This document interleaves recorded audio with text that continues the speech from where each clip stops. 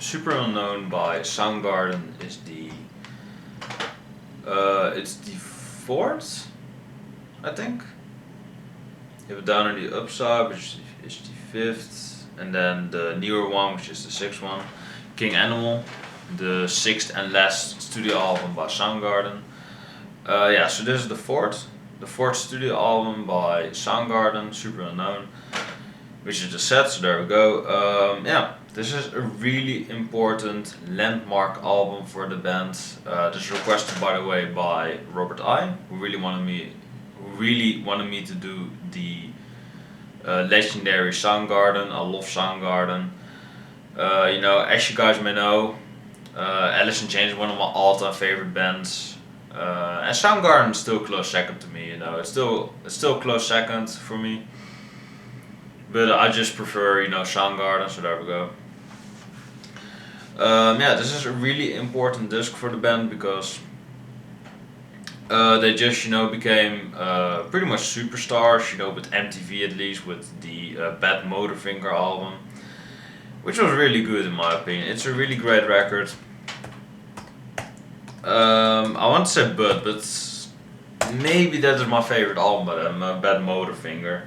I can review that as well, but I don't know. It's always really difficult to pick a favorite one because Soundgarden really blew up in the '90s with their their three '90s albums, especially their first two in the '90s. So Superunknown is it's a pretty well known record, to say the least. Yeah, it's the most it's the most popular Soundgarden album. It's the most acclaimed Soundgarden album, but I'm not sure if it is my favorite. It's definitely in the top two.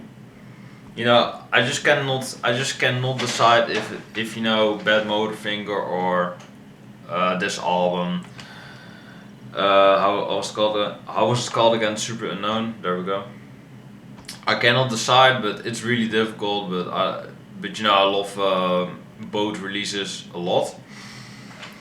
Yeah, this is a grunge record, but it is also slightly stoner metal. So I can definitely hear that because some riffs sounded really sludgy and really just stoner.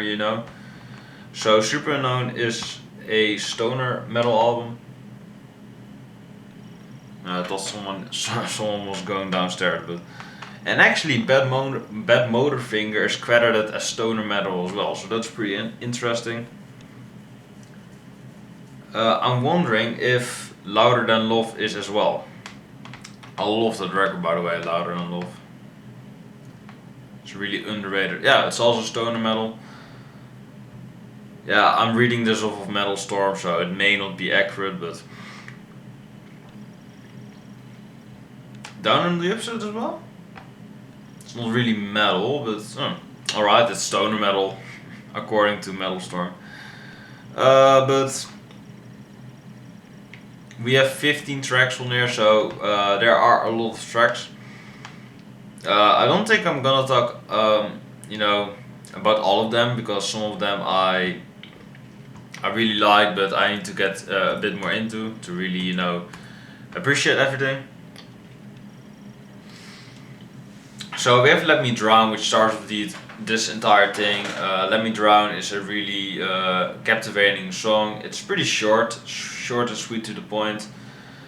It's mostly really sludgy. It has some really sludgy metallic riffs, which makes it an odd opener for the album. I still really love it, but maybe if they would have gone with a more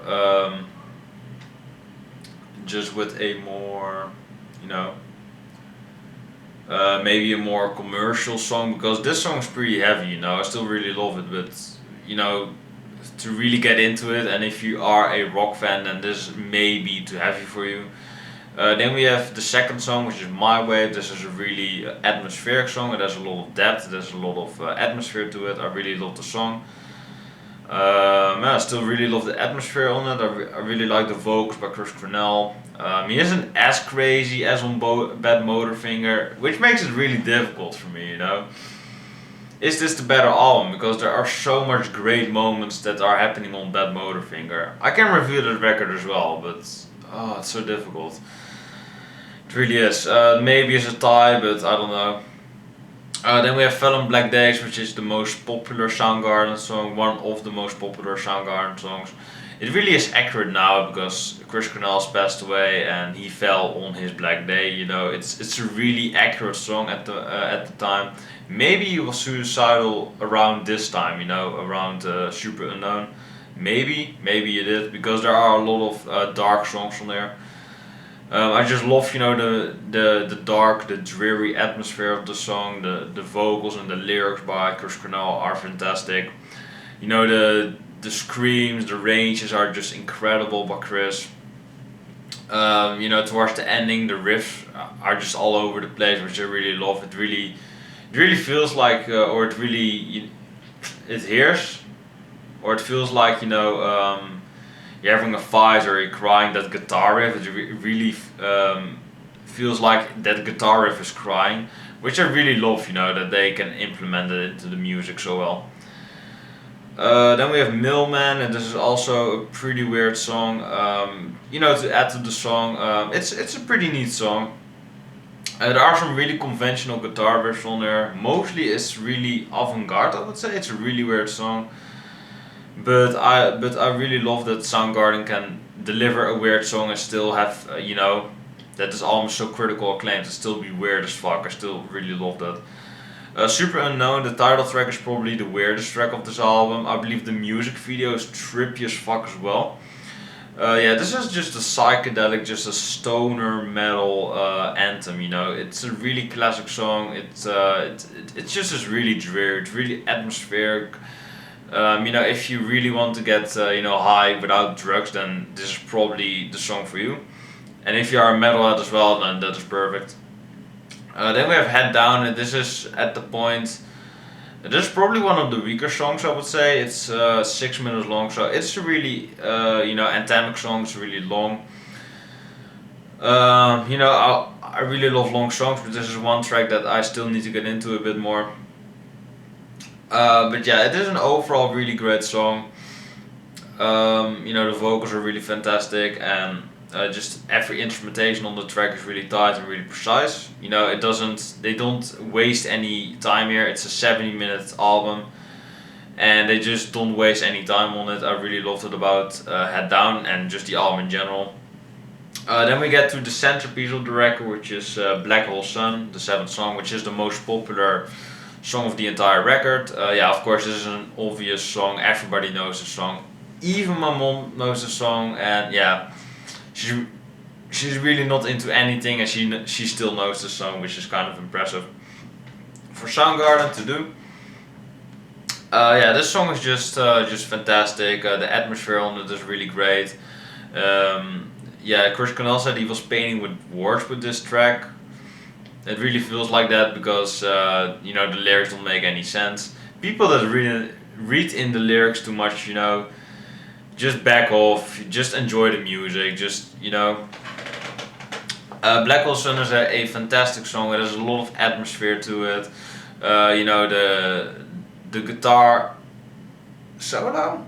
No, it's not really a solo, but the guitar riffs towards the centerpiece are really wild, really all over the place. Really loved it about the band. I really loved that they implemented that into the song. You know, and then for that melancholic ending, man, I just love that when Chris Cornell goes like, "Won't you go?" Just, you know, that, and just over and over and over. I really love that, and just the guitar riffs, you know, blending in the guitar harmony, blending in with the vocals by Chris are just, it's heaven. It really is heaven. Then we have Spoonman, and Spoonman is a really classic song by the band. I love the music video as well, where, you know, you literally have a Spoonman, an expert on spoons.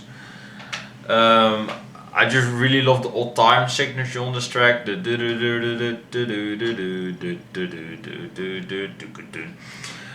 it's pretty odd. It's a pretty odd and unique song. I still really love the song. I love how weird the song really is.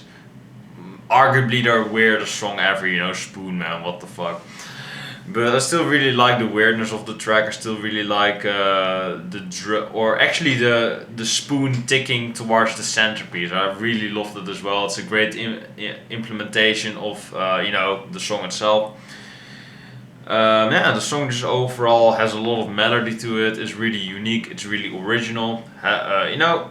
Interpretations are great, so there's nothing really wrong to say with this track. It's one of the highlights of the album. And then we have Limo Wreck, and this is definitely an album or a track actually that comes its title. The title doesn't lie. That is what I'm trying to say here. The title doesn't lie. It's a bit of a inconsistent piece. It's all over the place in a way, in a good way, because the song is just wild. It's crazy. It's kind of shows Badmotorfinger, but with more depth and more passages like they did on Superunknown. More psychedelic phases, more stoner. I really loved the implementation of the song. But unfortunately, it's a bit overshadowed because it's in between the three biggest hits of the album. Speaking of big hits, The Day I Tried to Live. This is a really poppy song, I would say. It starts off really melancholic, really mellow. And then later, with the chorus, it really kicks in. Soundgarden had watched Nirvana clips and they thought, yeah, they're doing that. That's pretty big. We should implement that as well. And they did that, so it's not the most original thing to be mellow, at one point, and then crazy heavy. The day I tried to live. When Chris, when the chorus kicks in and Chris just goes high, and those high vocals are way better than Kurt's. I mean, sorry, Nirvana Van Girls, but Soundgarden is just so much better. But yeah, this song is just overall really fantastic. It has a lot of atmosphere, a lot of diversity to it, a lot of, not a lot of originality because, basically every grunge band ever does this. Or, at least in the 90s. That is, mainly where grunge bands came from, but there we are. Yeah, really great song. Really love the single, one of the best of the album. So there we go. Then we have Kickstand, which is just a kind of all over the place filler track. It still is a wild track that gets you hyped up for the last 4 songs, which is great. But it's not really a track, so move on. Fresh Tendrils is not really a track as well. This is just a really it's a bit longer than Kickstand. It still is a overall really catchy song. It's written by, I believe, Chris Cornell and Kim Tae-hyun. Kim Tae-hyun is, I believe, the rhythm guitarist of the band. Or maybe he's lead. No. I believe Chris is lead. And Kim Tae-hyun is rhythm, but I'm gonna look it up now. But yeah, I really dig the song. Fresh Tendrils is just kind of a more poppy song. It's more in a alternative rock vibe, I would say. It's not really heavy. You have some heavy moments which kind of surprise you, when the main chorus kicks in. But overall, it's a really chilling song. It's really relaxed to put on, so I really recommend it. Then we have 4th of July, and this song is just amazing. I really love the song. I really just love that this song, is about the 4th of July. So you just kind of have Soundgarden just kind of has that respectable, way to appreciate 4th of July. I believe they're telling a story with this song. They're trying to tell a story with the song. I'm not sure. And of course, 4th of July, celebration day, so they want to make it epic, and they did that with the song. Just a lot of crazy moments. It all was really crazy on this track, but not anything really, was inconsistent about the song. It was wild, it was crazy, it maybe was chaotic, but it's all pretty much, went consistent, which is really great about 4th of July. I love it. I'm not too fond of, to share my opinion right now. If we're on the subject, I'm not too big of a fan of 4th of July because, I don't live in America, so who cares? Who cares that lives outside of America about 4th of July? I'm pretty sure no one, but there we are. But still respect that people celebrate it, so there we go. And then we have the last song, I believe. I believe this is the last song. No, then we have Half, and this is also just a bit of a short song. It's 2 minutes long.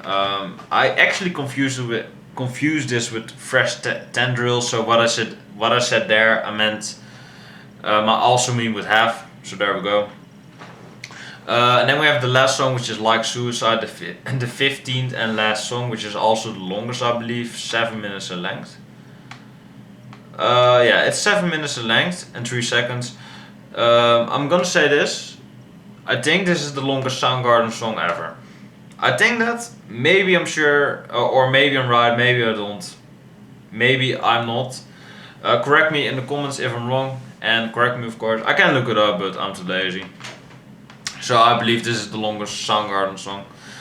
Yeah, fantastic atmosphere to it, and this is also, it's a bit similar to Fallon Black Days. That's black, fucking country accent. This is a bit like Fallon Black Days. It's a really depressing and really dark song, you know, like Suicide. This song is also similar to Fallon Black Days because it reminds you of the death of Chris Cornell, you know, last year.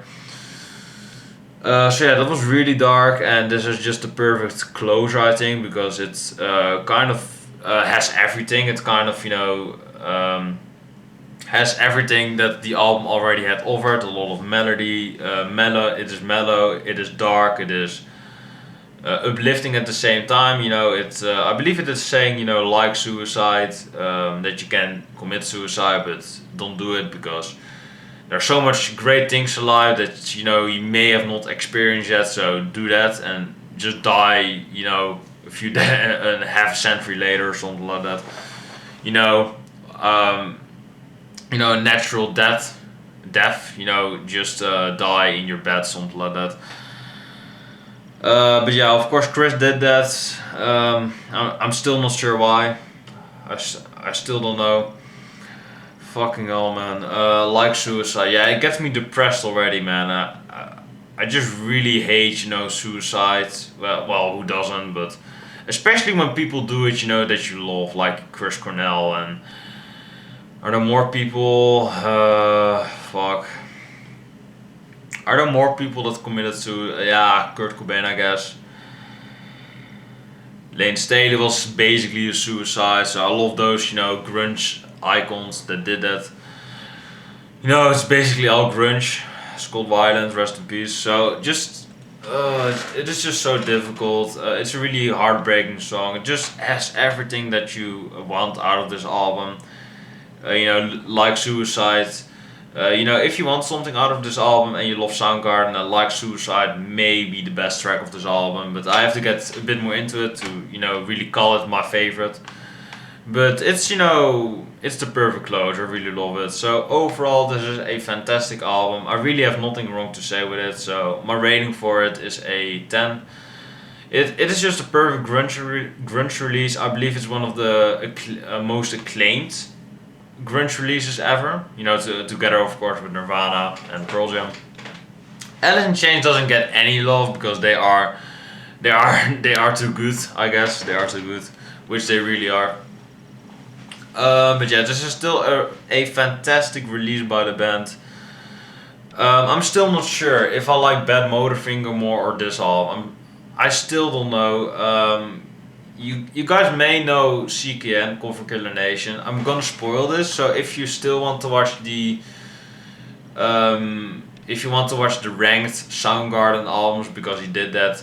If you do want to watch this video, don't want to be spoiled, then go away now. Yeah, I want you, so yeah, there we go. You probably don't even care, but I'm gonna say this.